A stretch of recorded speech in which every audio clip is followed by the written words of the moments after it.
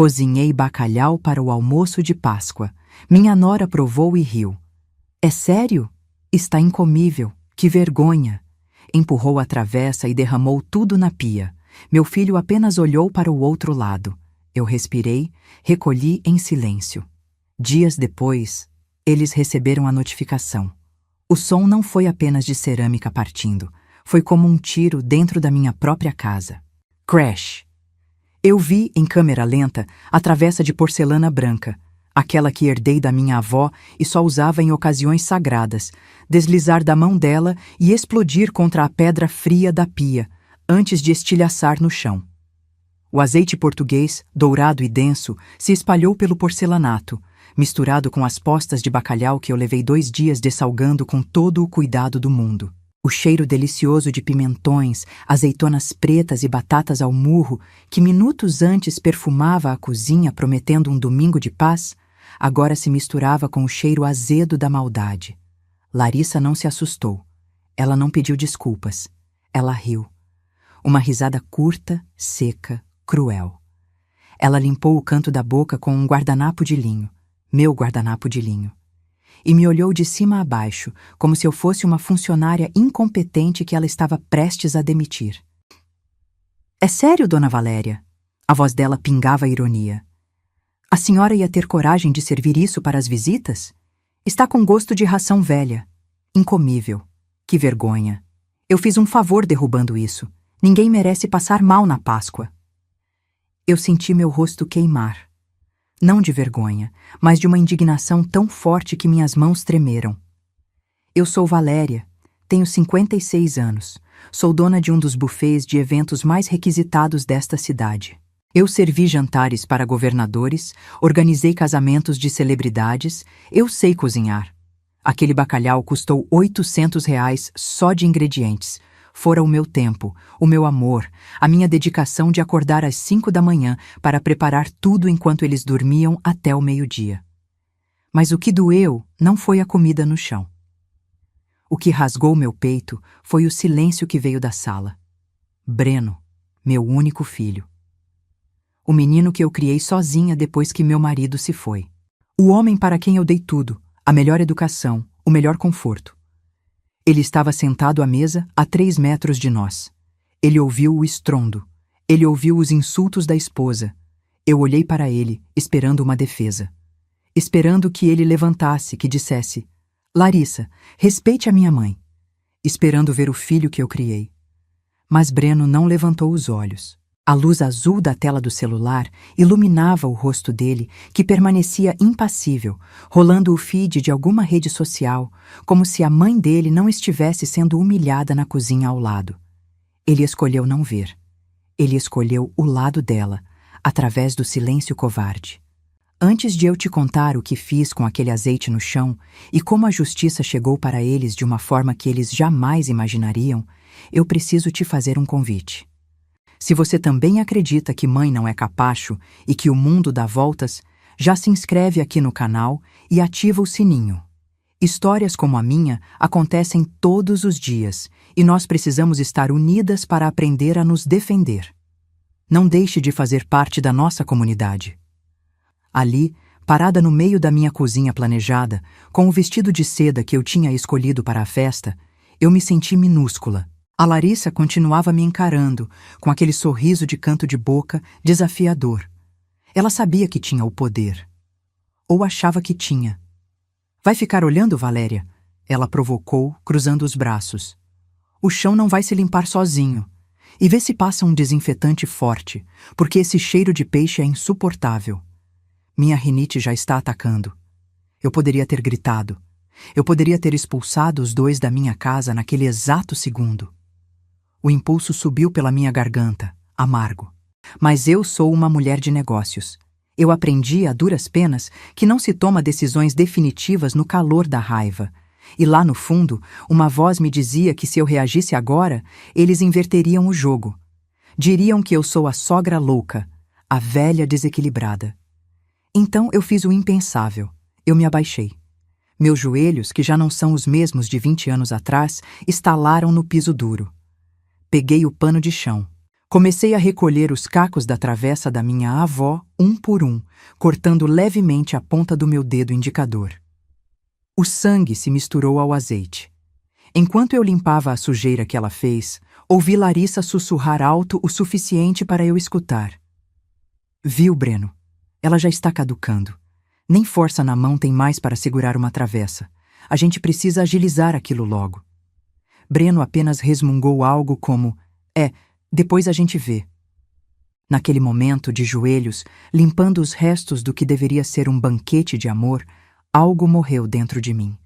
A mãe cega, que justificava tudo, que perdoava tudo, morreu ali, misturada ao bacalhau e aos cacos de porcelana. Mas, ao mesmo tempo, algo novo nasceu. Uma frieza que eu desconhecia. Eu levantei, lavei as mãos, sequei o rosto e olhei para o meu reflexo na janela da cozinha. Eu não era uma velha caduca. Eu era uma leoa ferida, e eles tinham acabado de cometer o erro fatal de subestimar a minha inteligência. Eles achavam que aquele almoço era o fim da minha dignidade. Mal sabiam eles que aquele barulho de louça quebrada tinha sido, na verdade, o sinal de largada para o meu plano. Mas para você entender como deixei as coisas chegarem a esse ponto, e como a virada foi saborosa, eu preciso te contar como essa visita de 3 meses se transformou no meu pior pesadelo. A armadilha tinha começado muito antes da Páscoa, e eu, por amor, caí nela de olhos fechados. Tudo começou num domingo de sol, 6 meses antes daquele desastre na cozinha. Parecia um dia perfeito. Eu tinha feito uma macarronada com polpetone que o Breno adorava desde criança. A casa estava cheia de luz, aquela luz dourada de Brasília que entra pelas janelas e faz a poeira dançar no ar. Estávamos sentados na varanda e o clima parecia leve, familiar. Eu me sentia a matriarca feliz, com a família reunida. Mal sabia eu que, enquanto eu servia o suco, eles estavam medindo o tamanho da minha generosidade para ver até onde podiam esticar a corda. Breno limpou a boca, trocou um olhar cúmplice com a Larissa e soltou a bomba, com aquela voz mansa de menino que quer pedir dinheiro para o lanche. Mãe, a gente precisa de um favorzão. Coisa rápida. O que houve, meu filho? Perguntei, já com o coração de mãe em alerta. O nosso apartamento...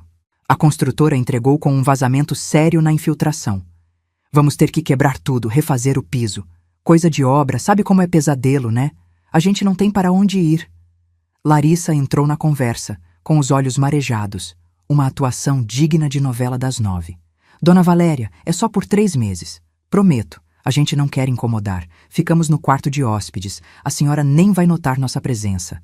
É só até a poeira baixar, literalmente. 3 meses. Guarde bem esse prazo. Porque na boca de gente aproveitadora, tempo é um conceito elástico. Eu aceitei, é claro. Que mãe negaria teto ao filho? Eu abri as portas da minha casa, do meu santuário. No dia seguinte, eles chegaram. E não trouxeram apenas malas de roupas. Trouxeram o caos. A minha rotina, que era cronometrada como o funcionamento do meu buffet, virou de cabeça para baixo. A primeira semana foi um aviso. A segunda foi um tapa na cara. Eu chegava do trabalho exausta, depois de coordenar uma equipe de 30 pessoas, lidar com fornecedores, resolver problemas de logística, esperando encontrar meu refúgio de paz. O que eu encontrava? A sala parecia um campo de guerra. Sapatos jogados no meio do tapete persa, caixas de pizza vazias em cima da mesa de centro de vidro bisotado e a TV ligada no volume máximo. Eles agiam como se estivessem num hotel all-inclusive. Lembra que eu disse que não queria ser tratada como empregada? Pois foi exatamente o que aconteceu. Certa noite, cheguei e a pia estava transbordando de louça. Pratos com restos de comida ressecada, copos engordurados. Larissa estava no sofá, lixando as unhas. Larissa, querida. Tentei ser gentil, engolindo o cansaço. Vocês almoçaram e não deu tempo de lavar? Ela nem levantou os olhos da lixa. Ah, sogrinha, eu tenho uma alergia terrível a detergente. Minhas mãos descamam inteiras, fico em carne viva. E o Breno? Bom, ele está cansado do trabalho, está jogando videogame para desestressar. Achei que a senhora não se importaria de dar um jeito, já que tem tanta prática com cozinha industrial. Eu lavei. Lavei com raiva, esfregando a bucha com força, sentindo a espuma quente nas minhas mãos. Eu dizia para mim mesma: é temporário, Valéria. É seu filho. Tenha paciência. Mas a paciência custa caro, literalmente. No fim do primeiro mês, a conta de luz chegou. Eu peguei o envelope da caixa de correio e, quando abri, tive que colocar os óculos para ter certeza de que não estava vendo demais. 1.250 reais. Minha média era 300. Subi as escadas bufando. A porta do quarto de hóspedes estava aberta. O ar-condicionado estava ligado no turbo, congelando o quarto e a janela. A janela estava escancarada para o jardim. Eles estavam refrigerando o quintal de Brasília. Breno nem estava no quarto. O aparelho estava ligado para deixar o ambiente geladinho para quando eles voltassem. E as compras de mercado? Ah, isso era um capítulo à parte. Fomos ao atacadista juntos uma vez. Eu empurrava o carrinho. Larissa ia na frente, jogando coisas dentro. Queijos importados que eu só compro para eventos de luxo, vinhos caros, cortes de carne nobre e iogurtes proteicos de R$ 10 a unidade. Na hora de pagar, no caixa, os dois misteriosamente esqueceram a carteira no carro. Ou ficaram entretidos no celular. Passa aí, mãe, depois a gente faz o Pix, disse Breno, sem nem olhar o valor total que passava de R$ 2.000. O Pix nunca chegou, nem de R$ 1. Eu estava bancando a moradia, a alimentação, a limpeza e o lazer de 2 adultos saudáveis, enquanto eles economizavam o salário integral deles para... Para quê? Eu não via obra nenhuma acontecendo no apartamento deles. Toda vez que eu perguntava, Breno desconversava. O mestre de obras está enrolando, mãe. Eu comecei a me sentir uma estranha na minha própria casa. Eu pisava em ovos para não incomodar as visitas que eu sustentava. Mas eu sou observadora. Anos lidando com clientes difíceis me ensinaram a ler sinais.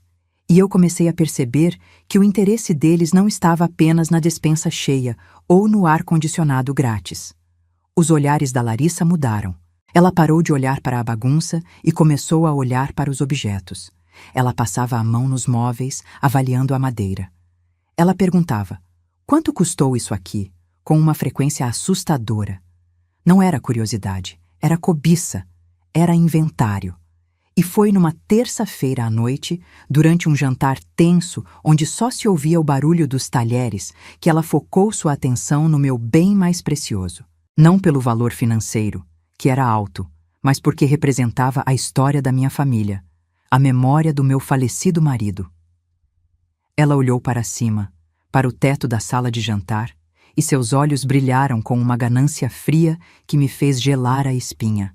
Ali, eu soube que o buraco era muito mais embaixo. Eles não queriam apenas um teto provisório. Eles queriam tudo. E o alvo agora era o lustre. Naquela noite, a sala de jantar estava na penumbra, iluminada apenas pelo brilho dourado e difuso do meu maior tesouro material, o lustre de cristal Baccarat. Não é apenas um objeto de decoração. Aquele lustre foi a última coisa que o Rogério, meu falecido marido, comprou para mim antes do infarto fulminante que o levou há 10 anos. Nós o trouxemos de uma viagem à Europa, numa época em que o nosso buffet estava começando a decolar.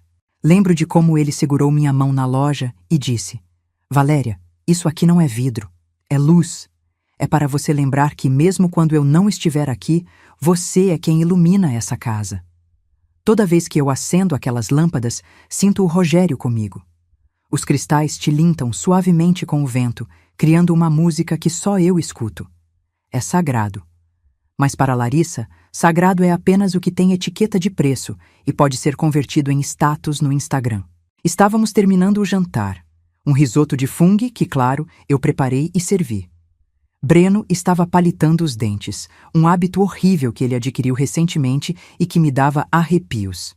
Larissa empurrou o prato, suspirou alto e começou a olhar ao redor, com aquele olhar clínico de avaliadora de penhores. Sabe, dona Valéria, ela começou, girando a taça de vinho na mão. Essa casa é enorme, né? Mas é tão pesada, tão anos 90. Dá uma sensação de museu. Eu gosto assim, Larissa. Tem história, respondi, tentando manter a calma enquanto recolhia os pratos. História acumula poeira, sogrinha. Hoje em dia o conceito é clean, minimalista. Olha essas cortinas de veludo. Isso deve ser um ninho de ácaros. Se eu morasse aqui, mandava queimar tudo e pintava tudo de branco gelo. Eu vi o Breno concordar com a cabeça, sem tirar os olhos do celular. Aquilo me doeu. Ele cresceu correndo por aquelas cortinas. Então, os olhos dela subiram e travaram no lustre. A expressão dela mudou. Não era mais desprezo, era cálculo. Ela estreitou os olhos como uma gata medindo a distância para o bote. Esse lustre, ela apontou com o garfo. É cristal mesmo ou é vidro lapidado? É cristal bacará, Larissa. Autêntico, respondi com um orgulho que não consegui esconder. Ela mordeu o lábio inferior. E é antigo, né? Desses que não fabricam mais. Deve valer uma nota preta em antiquário. Senti um frio na barriga. O tom de voz dela não era de admiração pela beleza da peça. Era o tom de alguém que acabou de descobrir que o lixo pode virar dinheiro. Não tem preço, Larissa. Tem valor sentimental. Não está à venda e nunca estará. Cortei o assunto, levantando-me para ir à cozinha. Foi então que aconteceu. Achei que já estava longe o suficiente, ou talvez eles achassem que a velha aqui já estava surda. Mas o corredor da minha casa tem uma acústica perfeita. Parei antes de entrar na cozinha, encostada na parede, com o coração disparado. Ouvi o som da cadeira dela arrastando no piso, chegando mais perto do Breno.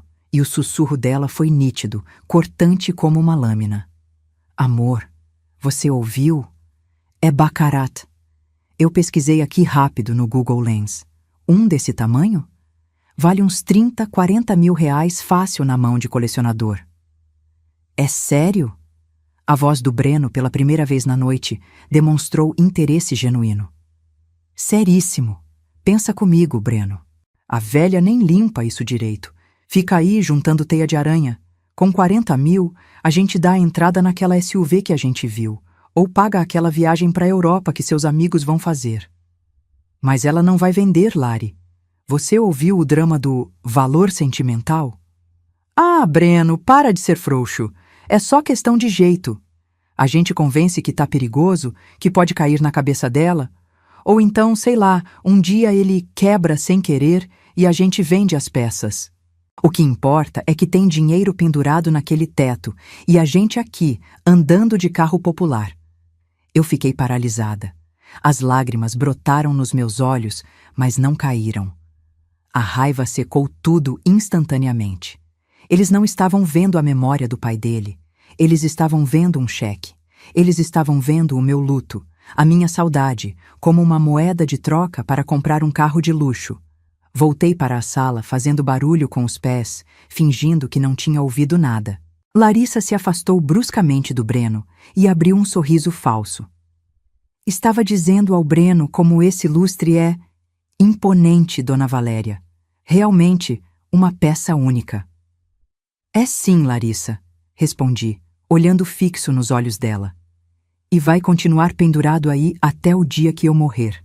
E se eu morrer, deixei em testamento que ele deve ser doado para a igreja, para iluminar o altar.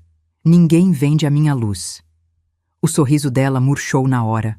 Breno engoliu em seco. Naquele momento, eu achei que tinha vencido a batalha.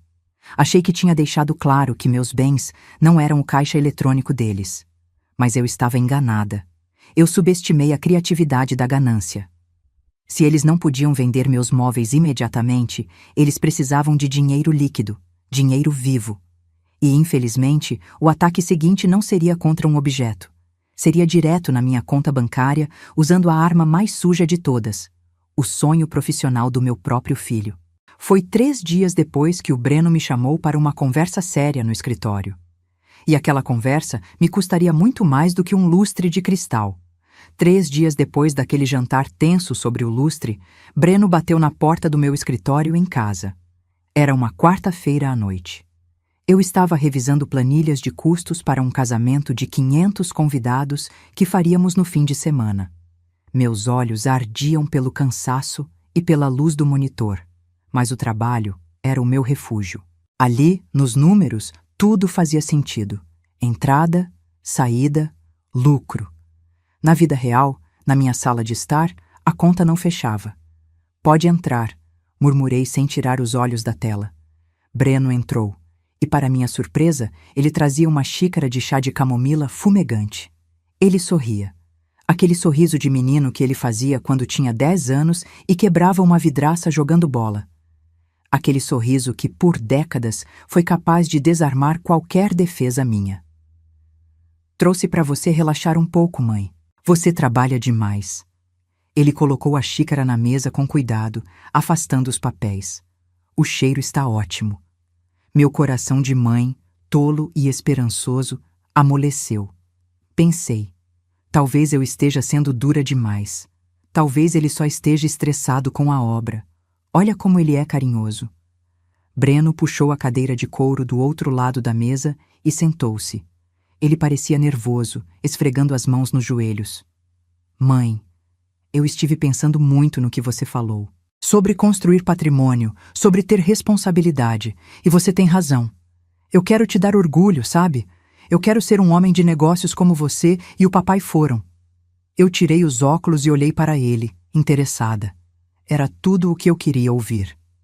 Fico feliz, meu filho. O que você tem em mente? Ele respirou fundo, como quem vai mergulhar em águas profundas. Surgiu uma oportunidade única. Um amigo meu está repassando uma franquia de cafés gourmet. O ponto é incrível, num shopping movimentado. Tudo pronto, mãe. É só entrar e trabalhar. Eu e a Larissa vamos tocar o negócio juntos. É a nossa chance de independência, de sair da sua casa e caminhar com as próprias pernas. A palavra independência soou como música. Isso parece ótimo, Breno. E de quanto estamos falando? Ele hesitou por um segundo, desviando o olhar para as estantes de livros atrás de mim. R$ 45.000. É a taxa de transferência e o capital de giro inicial. É uma pechincha, mãe. O valor real seria o dobro. Mas precisamos fechar até sexta-feira, senão ele passa para outro. Minha postura mudou na hora. A mãe deu lugar à empresária. Eu endireitei a coluna. 45 mil não é dinheiro de pinga, Breno. Cadê o plano de negócios? Qual o faturamento dos últimos 12 meses? Qual a margem de lucro líquido? O contrato de aluguel do quiosque está em dia? O sorriso dele desapareceu. A expressão de menino pidão deu lugar a uma carranca de irritação. Lá vem você, mãe, com essa burocracia toda. Não é burocracia, é segurança. Eu não vou colocar o dinheiro da minha reserva de emergência num negócio que eu não vi nem o papel. Me traga os documentos e eu avalio. Se for bom, eu entro como sócia investidora. Breno levantou-se bruscamente. A máscara caiu. Você não confia em mim, né? É incrível. Eu trago a solução da minha vida, a chance de eu sair das suas costas e você me pede planilha. A Larissa tinha razão. A Larissa? O que ela tem a ver com isso? Ela disse que você não ia ajudar, que você gosta de ver a gente na pior para se sentir superior, para sentir que a gente depende de você. Isso é absurdo, Breno. Eu só pedi. O papai confiaria. Ele gritou, e a frase ecoou no escritório pequeno. Se o pai estivesse vivo, ele já teria assinado o cheque. Ele acreditava no meu potencial. Ele não me tratava como um moleque incompetente. Aquilo foi um golpe baixo, um soco direto no estômago. Ele sabia que citar o Rogério era meu ponto fraco. A culpa da viúva que acha que precisa compensar a ausência do pai. A dúvida cruel. Será que estou sendo mesquinha? Será que estou atrapalhando o futuro do meu filho por causa de dinheiro? O silêncio pesou. Eu olhei para ele, ofegante, com o rosto vermelho de uma raiva fabricada. Eu estava cansada. Cansada das brigas, cansada da tensão na minha casa, cansada de ser a vilã. Eu só queria paz. Eu queria comprar a minha paz. Está bem, sussurrei, derrotada. O quê? Ele parou, surpreso com a rapidez da rendição. Eu vou fazer a transferência. Mas isso é um empréstimo, Breno. Você vai me pagar com os lucros do café. E eu quero ver esse contrato depois. Peguei o celular. Minhas mãos tremiam enquanto eu abria o aplicativo do banco. Digitei o valor: R$ 45.000. Era o dinheiro que eu guardava para trocar o forno industrial do buffet ou para uma eventualidade de saúde. O aplicativo pediu a senha. Depois, o reconhecimento facial. Por um segundo, encarei minha própria imagem na tela do celular. Eu parecia 10 anos mais velha. Meus olhos gritavam: não faça isso. Minha intuição berrava que era mentira. Mas eu apertei confirmar. Transação realizada com sucesso. Breno viu a tela verde de confirmação. A transformação foi instantânea. O filho ofendido sumiu. Ele veio até mim, me abraçou forte, me deu um beijo na testa. Obrigado, mãe. Você é a melhor. Prometo que você não vai se arrepender. Vamos ficar ricos. Vou contar para Lari. Ele saiu do escritório quase correndo, eufórico. Eu fiquei ali, sozinha, com o chá de camomila esfriando na mesa. Não senti alegria. Não senti alívio. Senti um gosto amargo na boca. Uma sensação física de que eu tinha acabado de ser roubada, mas com o meu consentimento. Eu queria acreditar neles. Eu precisava acreditar. Mas o destino tem formas cruéis de nos mostrar a verdade. Eu não sabia, mas aquele dinheiro não compraria café nenhum. Aquele dinheiro compraria a passagem para a minha destruição emocional. E eu só descobriria isso da pior maneira possível, numa tarde em que voltei para casa mais cedo porque tinha esquecido o carregador do celular. E o que eu ouvi atrás da porta do quarto deles não foi um agradecimento. Foi a sentença da minha própria estupidez. Dizem que o universo conspira a favor da verdade, que a mentira tem perna curta. Eu sempre achei isso apenas um ditado popular para consolar quem foi enganado, mas naquela terça-feira, o destino decidiu me provar que o acaso é o melhor detetive que existe. Tudo aconteceu por causa de um cabo de carregador, um simples cabo branco de R$ 20. Eu tinha saído cedo para o buffet, com a cabeça ainda latejando pela transferência dos R$ 45.000 que fiz na noite anterior. Eu tentava me convencer de que era um investimento, de que estava ajudando meu filho, mas meu estômago estava embrulhado. No meio da manhã, meu celular apitou. 10% de bateria. Revirei a bolsa. Nada do carregador. Tinha ficado na tomada do lado da minha cama. Como eu moro a 15 minutos do escritório, decidi dar um pulo em casa na hora do almoço. Não avisei ninguém. Não por desconfiança, mas por hábito. Eu sou a dona da casa, afinal. Eu não preciso pedir permissão para entrar no meu próprio lar. Ao estacionar o carro na garagem, notei que o carro do Breno não estava. Ótimo, pensei. Devem ter ido ver o ponto da tal cafeteria. Aquilo me deu uma ponta de esperança. Talvez fosse verdade. Talvez eles estivessem mesmo correndo atrás. Entrei pela porta da cozinha em silêncio. A casa estava na penumbra, com as cortinas fechadas para barrar o calor do meio-dia. Tirei os sapatos de salto para não fazer barulho no piso de madeira. Uma mania antiga de não querer acordar a casa se alguém estivesse descansando. Subi as escadas de meia. O silêncio era absoluto. Até que cheguei ao corredor dos quartos. A porta do quarto de hóspedes, que agora parecia mais um bunker da Larissa, estava entreaberta. Uma fresta de luz saía de lá, e junto com a luz vinha a voz dela. Ela não estava falando baixo. Ela falava com aquele tom estridente e animado que ela usa quando bebe 2 taças de espumante. Parei. Não sei por que parei. Talvez um sexto sentido. Colei as costas na parede do corredor, prendendo a respiração. Mãe, você não tem noção, Larissa dizia, rindo. Ela estava no viva voz, porque ouvia a voz abafada da mãe dela, minha consogra, do outro lado. Caiu na conta hoje cedo, 45.000 redondinhos. Meu coração parou. O sangue gelou nas minhas veias. Mentira, filha. A velha soltou a grana? Perguntou a mãe dela. Soltou. Fez um drama, choramingou, pediu plano de negócios. Acredita? Plano de negócios. Ha, ha, ha, ha. O Breno foi genial, mãe. Ele fez aquela cara de cachorro que caiu da mudança, falou do pai morto. Foi tiro e queda. A véia se culpa até hoje por trabalhar demais. É o ponto fraco. Senti uma náusea violenta. Tive que levar a mão à boca para não vomitar ali mesmo. Eles usaram a memória do meu marido. Eles usaram o meu amor, a minha culpa de mãe que trabalha, como uma alavanca para abrir meu cofre. Mas o pior ainda estava por vir. E a cafeteria, filha? Vocês vão ter que montar alguma coisa de fachada? A voz da mãe dela perguntou. Que cafeteria, mãe? Tá doida? Quem quer trabalhar servindo café? Esse dinheiro é para nossa viagem. Maldivas, primeira classe. Já fechei o pacote na agência agora de manhã.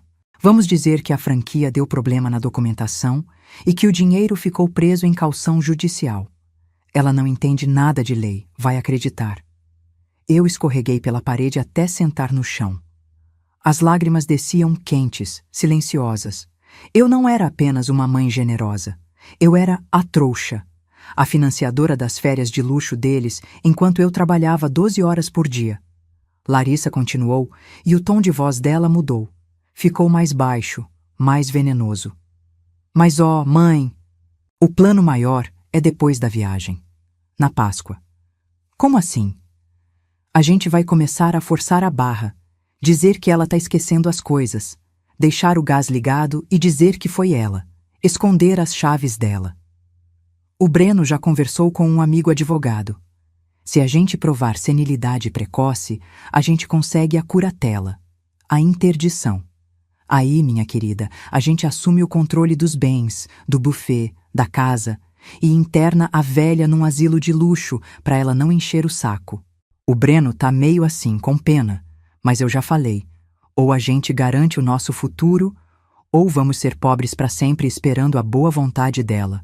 O mundo girou, interdição, asilo, curatela. Eles não queriam apenas meu dinheiro, eles queriam a minha vida. Eles queriam me anular, me apagar, me transformar em um vegetal jurídico para poderem gastar tudo o que eu construí com suor e lágrimas. E o Breno, meu filho, ele estava com pena, mas estava concordando. Ele estava deixando acontecer. Naquele corredor escuro, sentada no chão frio, a Valéria mãe morreu de vez. Eu não senti mais vontade de chorar. A dor, que era aguda, virou um bloco de gelo no meu peito. Eu me levantei. Meus joelhos não estalaram dessa vez. Eu me senti estranhamente forte. Olhei para a fresta da porta. Vi a sombra da Larissa gesticulando, triunfante. Eu poderia ter entrado lá. Poderia ter quebrado a cara dela. Poderia ter gritado, feito um escândalo, expulsado os dois aos pontapés. Mas escândalo é coisa de gente desesperada. E eu não estava desesperada. Eu estava lúcida como nunca estive em toda a minha vida. Se eles queriam jogar xadrez com a minha vida, eles iam descobrir que estavam jogando com a grande mestre. Desci as escadas na ponta dos pés, peguei minha bolsa e saí de casa. Entrei no carro e dirigi não para o buffet, mas para um lugar onde eu não ia há muito tempo, o escritório do Dr. Siqueira, o advogado mais tubarão que meu marido conhecia. Enquanto dirigia, sequei as lágrimas e retoquei o batom vermelho no espelho retrovisor. Olhei para os meus olhos no reflexo e prometi. Vocês querem a herança? Vocês vão ter o que merecem. Aquele almoço de Páscoa seria o palco final, mas o roteiro... o roteiro agora era meu. E a primeira cena da minha vingança começaria com uma assinatura que mudaria tudo. Entrar no escritório do Dr. Siqueira foi como entrar em uma câmara de descompressão. O ar-condicionado gelado, o cheiro de couro envelhecido e café forte, o silêncio pesado das estantes de mogno. Aquele ambiente, que tantas vezes me intimidou quando eu era mais jovem, agora parecia o único lugar seguro do mundo. Siqueira, um senhor de 70 anos que conhecia todos os segredos fiscais do meu falecido marido, me recebeu com um sorriso cordial que desapareceu assim que viu meu rosto. Eu não precisei dizer que estava sofrendo. A dor tem uma fisionomia que nenhum pó de arroz esconde. Valéria? O que houve? Sente-se, por favor. Água? Não, Siqueira. Eu quero uísque. Puro. A frase saiu da minha boca antes que eu pudesse filtrar. Eu nunca bebo à tarde. Ele serviu sem questionar. Tomei um gole que desceu rasgando, aquecendo o gelo que havia se instalado no meu peito desde o corredor da minha casa. Coloquei o copo na mesa, olhei nos olhos dele e fui direto ao ponto, com a frieza de quem pede um corte de carne no açougue. Eu quero vender tudo: o buffet, a marca, os caminhões, o estoque e a casa, a mansão do lago. Eu quero liquidar meu patrimônio. Agora. Siqueira, que já viu falências, divórcios litigiosos e crimes de colarinho branco, arregalou os olhos. Valéria, calma. O buffet é a sua vida. O faturamento está ótimo, eu vi os balancetes. Por que essa loucura? Alguma dívida que eu não saiba? Ameaça? A ameaça dorme no quarto ao lado do meu, Siqueira. Respirei fundo e contei tudo. A conversa ouvida, o plano da interdição, a viagem para as Maldivas com meu dinheiro, o asilo. Enquanto eu falava, vi a expressão dele mudar de choque para uma indignação profissional. Ele tirou os óculos e esfregou os olhos. Isso é diabólico. Interdição por senilidade? Eles teriam que fabricar laudos, subornar médicos. Mas se conseguissem uma liminar, Valéria, seus bens ficariam travados. Você ficaria à mercê da curatela do seu filho. Por isso eu preciso ser rápida. Se eu não tiver bens em meu nome aqui no Brasil, não há o que eles administrarem. Você quer vender para quem? Para o Grupo Imperium. Citei meu maior concorrente, um grupo empresarial que tentava comprar meu ponto há 5 anos. Eles me fizeram uma oferta absurda ano passado. Eu recusei por orgulho. Hoje, eu aceito por sobrevivência. Ligue para eles. Diga que eu vendo, mas com 2 condições: pagamento à vista em conta internacional e sigilo absoluto até a entrega das chaves. A posse do imóvel e da empresa só ocorre depois da Páscoa. Siqueira assentiu, pegou o telefone e começou a trabalhar. Naquela tarde, enquanto eu assinava pilhas de documentos, senti como se estivesse assinando meu próprio atestado de óbito. Vender o buffet não era negócio, era amputar um membro. Cada cláusula lida era uma memória que eu deixava para trás. O primeiro salão que alugamos, as festas de fim de ano, os clientes que viraram amigos. Mas a cada assinatura, eu também sentia um peso saindo das costas. O dinheiro da venda da casa e da empresa foi direcionado para uma estrutura jurídica blindada, um fundo de investimento que nem Deus, nem o Breno poderiam tocar. Quando saí do prédio, já era noite. Brasília brilhava lá fora, indiferente à minha revolução particular. Agora começava a parte mais difícil. A parte que exigiria de mim uma força que eu não sabia se tinha. Voltar para casa e sorrir para os meus algozes. Eu teria que vestir a máscara de ferro. Entrei em casa. O cheiro de pizza dominava a sala. Eles estavam lá, rindo, com garrafas de vinho abertas, meu vinho de guarda, um Brunello que eu guardava para o meu aniversário. Larissa me viu entrar e, com uma audácia que me deu náuseas, levantou a taça. Chegou tarde, sogrinha. A gente estava comemorando. A franquia do café deu tudo certo. O dinheiro já foi compensado. Estamos muito felizes. Breno sorriu, mas desviou o olhar. A culpa dele era fraca, mas existia. A maldade dela era pura. Eu travei o maxilar. Forcei os músculos do meu rosto a formarem um sorriso. Foi o sorriso mais falso e doloroso da minha vida. Que maravilha, meus filhos. Fico muito feliz por vocês. Vocês merecem. Fui para o meu quarto. Tranquei a porta e, pela primeira vez no dia, desabei. Chorei abafando o som no travesseiro para que eles não ouvissem. Chorei pela perda da minha empresa, pela perda da minha casa, mas principalmente pela perda do filho que eu achava que tinha. Mas na manhã seguinte, eu acordei seca. A partir daquele dia, eu me tornei a atriz principal daquele teatro macabro. Eles fingiam que me amavam para me roubar. Eu fingia que era tonta para me salvar. Deixei a casa ficar um pouco mais bagunçada. Propositalmente esquecia uma luz acesa. Perguntava a mesma coisa 2 vezes. A cada falha minha, eu via Larissa trocar olhares de vitória com Breno. Eles achavam que o plano da senilidade estava funcionando sozinho. Mal sabiam eles que eu estava apenas adubando o terreno onde eles cavariam a própria cova. E então, a Semana Santa chegou. O prazo final. Eu sabia que o almoço de Páscoa seria o grande palco que Larissa escolheria para me humilhar na frente da família e provar minha incapacidade. Eu preparei o bacalhau sabendo exatamente o que ia acontecer. Eu estava pronta.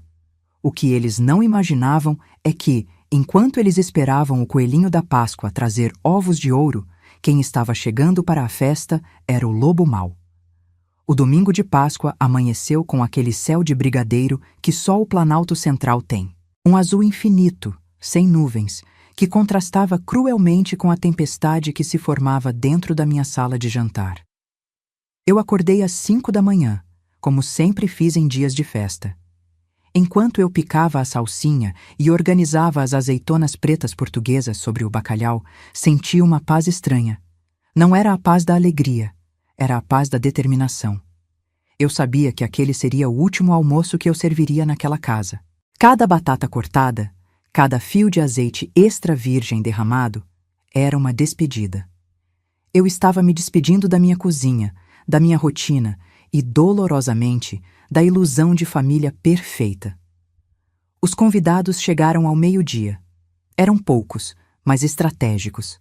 Minha prima Neide, a maior fofoqueira da família, aquela que espalha notícias mais rápido que a internet.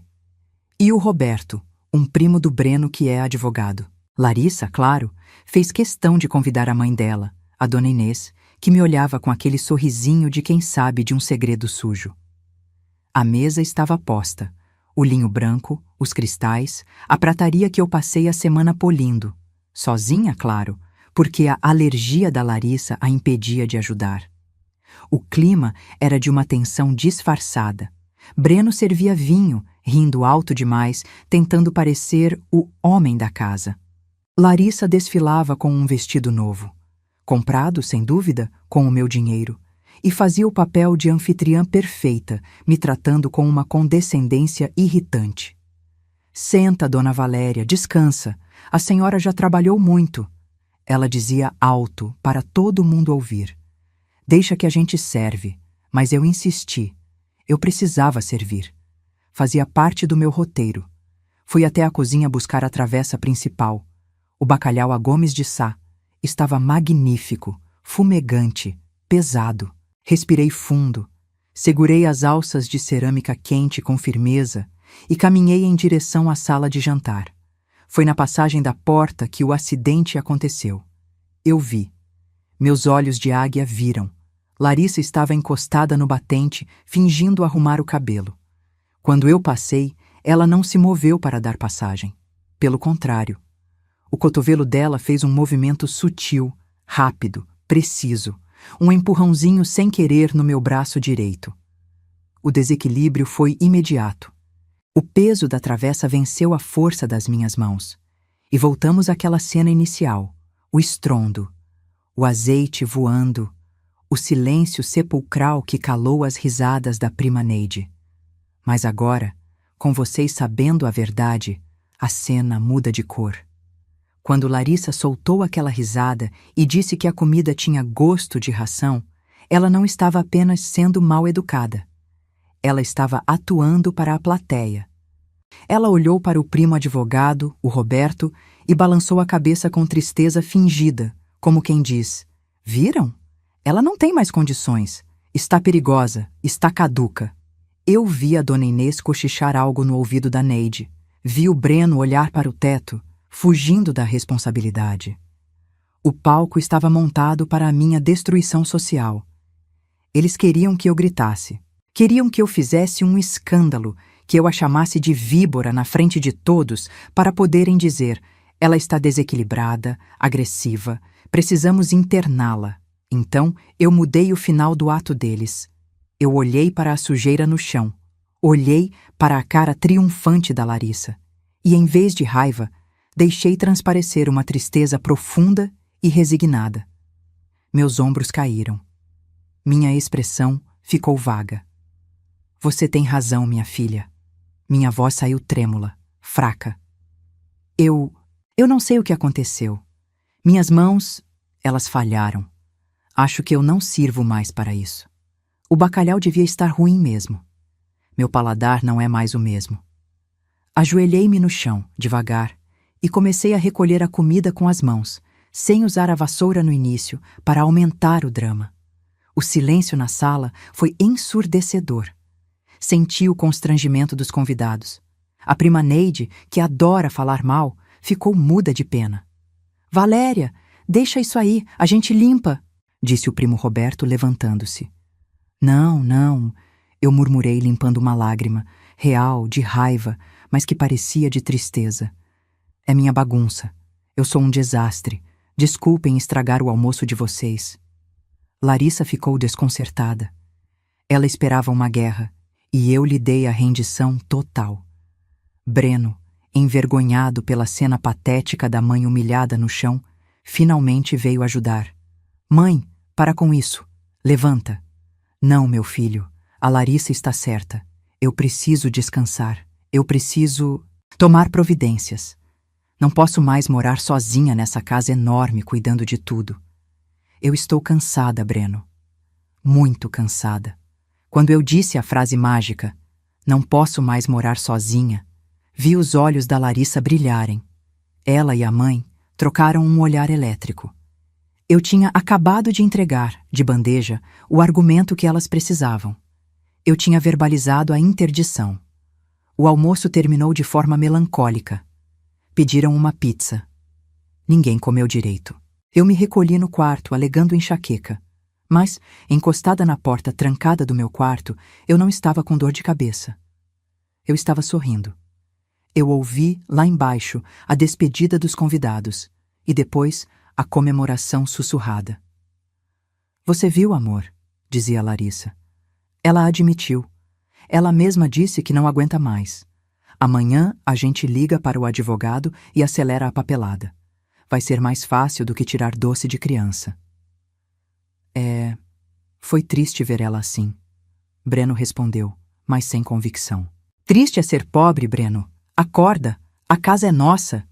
Eles foram dormir, sonhando com a escritura da mansão. Eles achavam que tinham vencido o jogo. O que eles não sabiam é que a mansão já não era mais minha. E nem deles. Naquela mesma noite, enquanto eles dormiam o sono dos injustos, enviei uma mensagem para o comprador do grupo Imperium. O imóvel está liberado para a retirada dos itens pessoais. Podem enviar os caminhões na terça-feira. Eu estarei fora. A segunda-feira seguinte seria o dia do sumiço, e eu mal podia esperar para ver a mágica acontecer. A casa ia começar a desaparecer diante dos olhos deles, e a cegueira da ganância os impediria de ver a verdade até que fosse tarde demais. A segunda-feira amanheceu com ares de ressaca moral para mim, mas de vitória antecipada para eles. A casa parecia respirar uma expectativa elétrica. O plano era arriscado. Esvaziar uma mansão de 500 metros quadrados debaixo do nariz de duas pessoas gananciosas exigia sangue frio e, ironicamente, a colaboração da própria ganância deles. Às 9 da manhã em ponto, o interfone tocou. Era o primeiro caminhão. Larissa desceu as escadas de pijama, com aquela cara amassada de quem acorda ao meio-dia, segurando uma xícara de café. Quem é essa hora, Dona Valéria? Ela perguntou, irritada com o barulho. Eu estava na porta, prancheta na mão, supervisionando a entrada de 2 homens de macacão azul. Bom dia, Larissa. São os rapazes da restauração e da limpeza especializada. Limpeza? De quê? Do lustre Bacará e dos tapetes persas. Olhei para ela com um sorriso submisso. Você tinha razão, minha filha. Aquilo tudo estava imundo, cheio de ácaros. Se vocês vão assumir a casa, eu quero que tudo esteja impecável. Mandei levar para uma higienização profunda e para restaurar os cristais que estavam soltos. Os olhos dela brilharam. Ela não viu móveis sendo levados embora. Ela viu cifrões. Na cabeça dela, eu estava valorizando o patrimônio que, em breve, seria dela para vender. Ah, ela sorriu satisfeita. Até que enfim a senhora me ouviu. Ótimo, manda caprichar. Aquele lustre tem que brilhar muito. Ela voltou para o quarto, provavelmente para contar ao Breno que a velha estava obediente e preparando o terreno para os novos donos. A cegueira da ganância é fascinante. Ela impede que a pessoa veja o óbvio. Se ela tivesse descido e olhado a ordem de serviço na mão do motorista, veria que o destino não era uma lavanderia. Era o depósito de um leiloeiro de arte renomado em São Paulo. Durante os 2 dias seguintes, a casa foi sofrendo uma metamorfose. O aparador de jacarandá foi para o verniz. As pratas da cristaleira foram para o polimento. Os quadros de pintores modernistas brasileiros que valiam uma pequena fortuna? Mandei trocar as molduras que estavam com cupim. Eles acreditaram em tudo. Eles estavam tão ocupados gastando os R$ 45.000, o meu dinheiro, em compras online para a viagem das Maldivas, que nem percebiam que a casa estava ficando oca. Breno passava por mim no corredor, via uma parede vazia onde antes havia uma obra de arte e comentava: "Ficou melhor assim, mãe. Mais clean." Aquela pintura era muito depressiva. "É verdade, meu filho. O ambiente ficou mais leve." Eu respondia contendo a vontade de rir e chorar ao mesmo tempo. O ambiente estava ficando leve porque estava ficando vazio. O eco começou a surgir na sala. Nossos passos faziam barulho no chão de madeira. Mas eles interpretavam aquilo como modernidade, como a preparação para a reforma que eles fariam. Eles já falavam em derrubar paredes, em fazer uma cozinha americana. Na quarta-feira à tarde, o golpe final de mestre. Eu entrei no quarto deles. Eles estavam cercados de roupas novas, etiquetas espalhadas pelo chão, malas abertas. Estavam eufóricos. "Mãe!" Breno disse animado. "Estamos terminando de arrumar as malas. O voo é amanhã à noite. Vamos passar 10 dias fora. Quando voltarmos, a gente resolve aquela papelada no cartório, tá? Para a senhora ficar tranquila." Aquela papelada era a minha interdição. Eu sorri. "Claro, meu filho. Vai ser o melhor para todos nós. Mas olha, eu preciso pedir um favor." "Fala, sogrinha", disse Larissa, experimentando um chapéu de praia. "Amanhã cedo, dedetização. Vai vir uma equipe forte. Eu vou passar o dia fora. Vou visitar uma amiga em Goiânia para não respirar o veneno. Vocês podiam aproveitar e sair cedo também, resolver as últimas coisas da viagem, almoçar fora. A casa precisa ficar fechada por 24 horas. Ah, perfeito! Larissa adorou a ideia. A gente ia mesmo no shopping trocar uns dólares e fazer o cabelo. A gente sai cedinho e de lá já vai pro aeroporto? Não, o voo é só de madrugada. A gente volta no fim da tarde para pegar as malas e tomar um banho antes de ir, pode ser? Claro, eu disse, sentindo meu coração bater na garganta. Vocês saem de manhã, a equipe dedetiza. E no fim da tarde já vai estar liberado para entrar e pegar as malas. Eu deixo a chave extra no esconderijo do jardim, caso eu ainda não tenha voltado. Era a mentira final. Não haveria dedetização. Haveria a mudança definitiva. O grupo Imperium viria recolher o restante dos móveis grandes e trocar as fechaduras ao meio-dia. Naquela última noite, eu não dormi. Andei pela casa escura, ouvindo o silêncio. Passei a mão nas paredes que me abrigaram por 30 anos. Chorei no quarto que foi do Breno quando bebê. Não era fácil. Estava doendo como um parto reverso. Eu estava expulsando meu filho da minha vida para poder sobreviver. Preparei minha própria mala, pequena, discreta, apenas roupas essenciais, minhas joias que estavam no cofre escondido, o álbum de fotos antigo e os documentos do meu passaporte. O resto, deixei para trás. Roupas, sapatos, utensílios, tudo o que eles cobiçavam ficaria ali. Ou melhor, não ficaria. A quinta-feira amanheceu cinza. Breno e Larissa saíram às 8 da manhã, radiantes, num Uber, porque o carro deles estava na revisão. Outra mentira, provavelmente venderam ou perderam.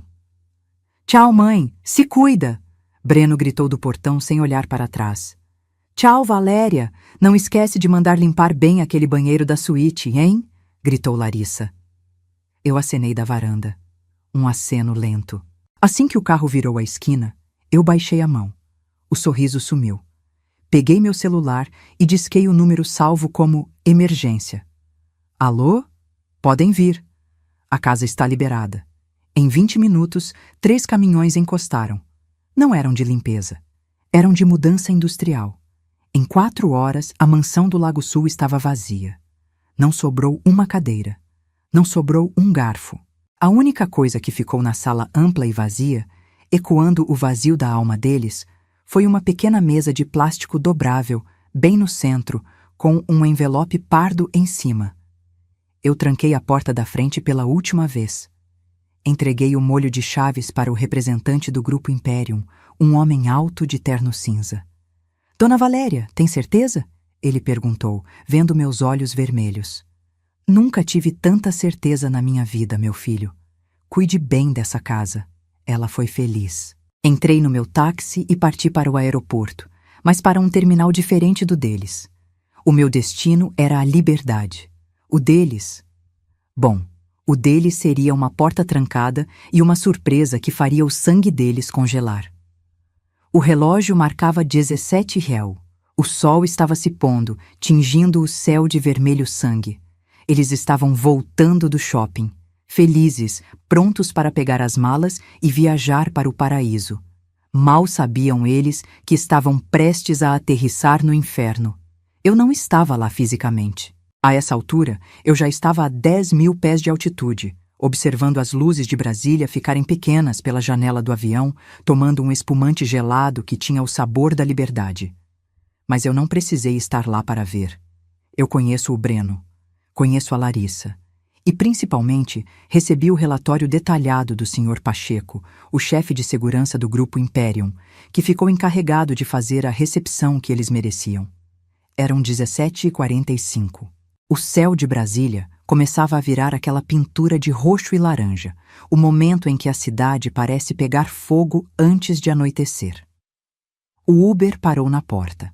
Breno e Larissa desceram rindo, carregados de sacolas de grife do shopping. Estavam elétricos, dopados pela adrenalina do consumo e pela expectativa da viagem. Nossa, o dia rendeu, Larissa comentou, ajeitando o cabelo recém-escovado.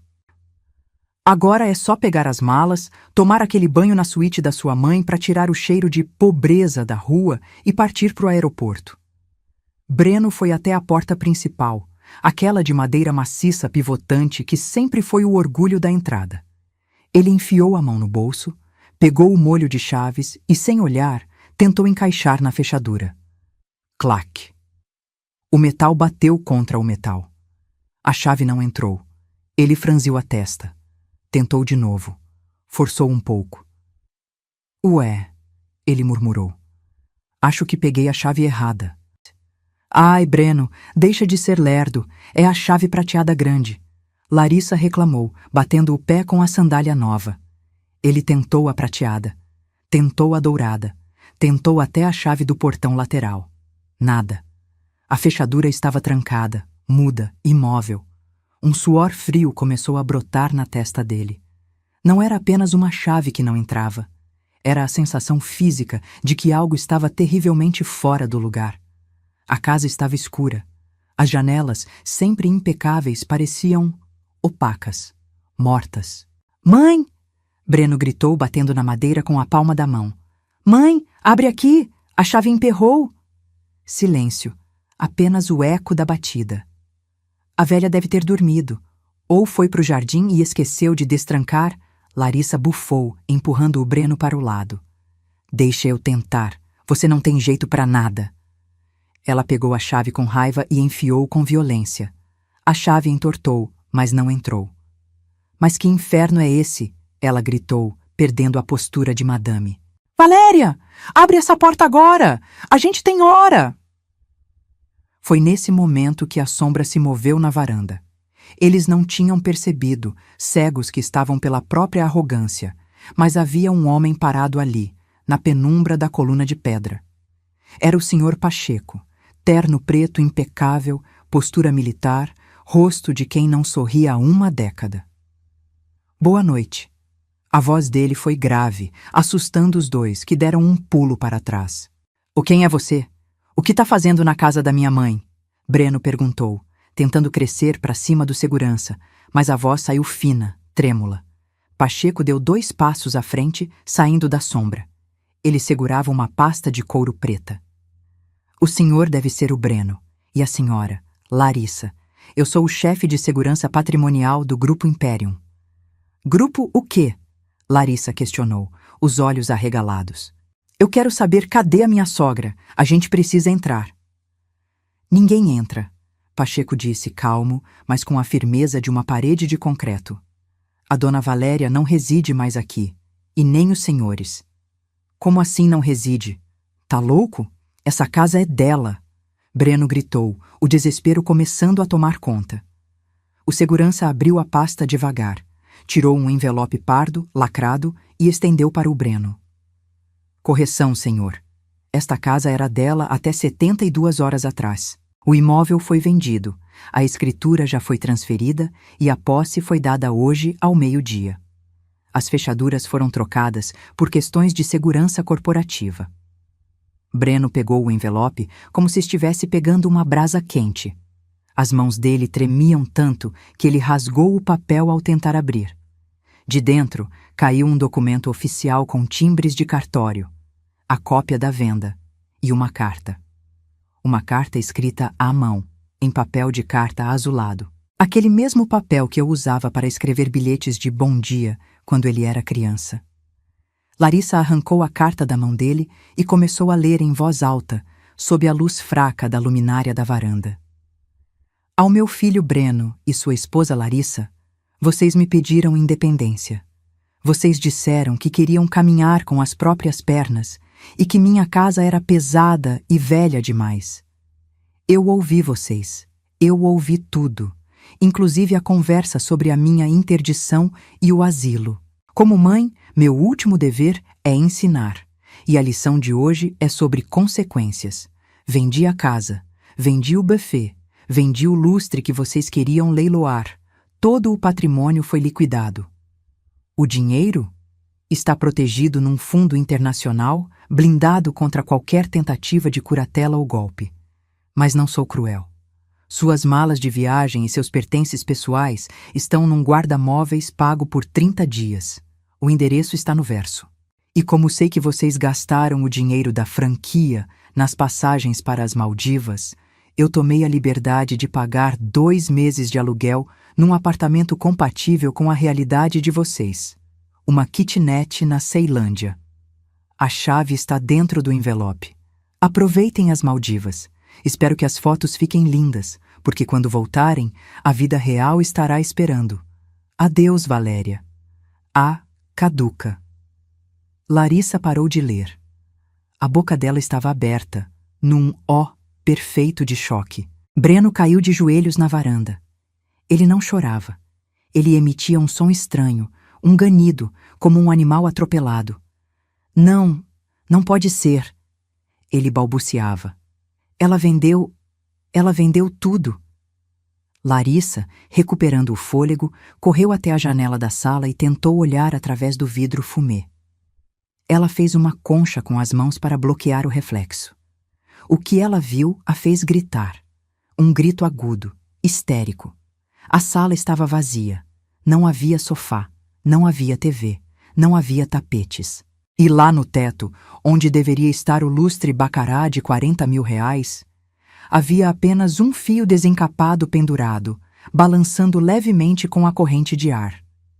Ela levou tudo! Aquela velha maldita levou tudo! Larissa esmurrava o vidro. Breno, faz alguma coisa! Chama a polícia! Isso é roubo! O senhor Pacheco pigarreou, chamando a atenção deles de volta. Sugiro que não façam isso, senhora. A venda foi legal. A casa está vazia e sob vigilância armada 24 horas. Vocês têm 5 minutos para se retirarem da propriedade privada, ou serei obrigado a acionar a polícia por invasão de domicílio.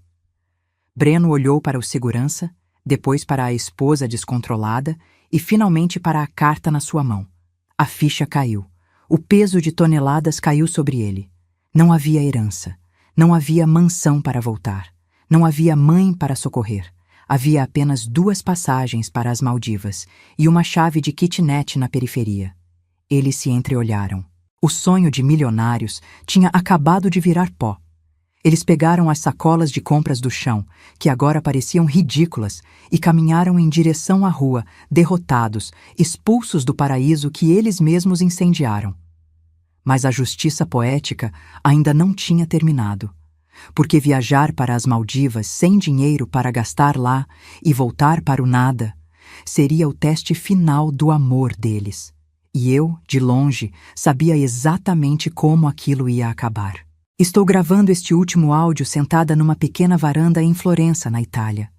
O sol aqui tem uma cor diferente, um dourado antigo que aquece a pele sem queimar. Na minha frente, não há uma travessa de bacalhau quebrada no chão. Há um prato de pappardelle ao ragu de javali que eu mesma preparei na aula de gastronomia hoje cedo. E o meu professor, um chefe italiano ranzinza que elogia raríssimas vezes, provou, fechou os olhos e disse: "Perfeito, Valéria. Você tem mãos de ouro." Mãos de ouro, as mesmas mãos que a Larissa disse que não serviam mais para segurar uma travessa. Mas eu sei que você não está aqui só para saber das minhas receitas italianas. Você quer saber o que aconteceu com eles. Você quer saber se a vida realmente cobra a fatura. Ah, ela cobra. E cobra com juros e correção monetária. Me contaram que a viagem para as Maldivas aconteceu. Eles foram. Mas não foi a lua de mel de milionários que planejavam. Imagine a cena. Você está no lugar mais paradisíaco do mundo, com a água azul turquesa nos pés, mas sua mente está no inferno, sabendo que, ao voltar, não tem casa, não tem carro e não tem emprego. Eles passaram 10 dias brigando. A tensão era tanta que nem as fotos para o Instagram conseguiram disfarçar a cara de pânico. Gastaram o resto do dinheiro em jantares caros para manter a aparência, queimando a última reserva como se o amanhã não existisse. Mas o amanhã chegou e aterrissou na Ceilândia. Quando voltaram, tiveram que encarar a kitnet que eu aluguei. 30 metros quadrados, sem ar-condicionado. Paredes finas onde se ouve a briga do vizinho e o choro do bebê do andar de cima. Para quem estava acostumado com suíte master e closet, foi um choque de realidade brutal. E como o dinheiro acabou, a necessidade bateu na porta. Breno, o meu menino de ouro que achava que trabalhar era opcional, teve que engolir o orgulho. Ele tentou vagas em escritórios, mas sem experiência real, já que sempre viveu à minha sombra no buffet, ninguém o contratou. Hoje, ele dirige um carro alugado de aplicativo. Roda 12 horas por dia no trânsito pesado de Brasília. Outro dia, uma antiga amiga minha pediu um carro e, por ironia do destino, ele foi o motorista. Ela me contou que ele está magro, com olheiras profundas, e nem a cumprimentou de tanta vergonha.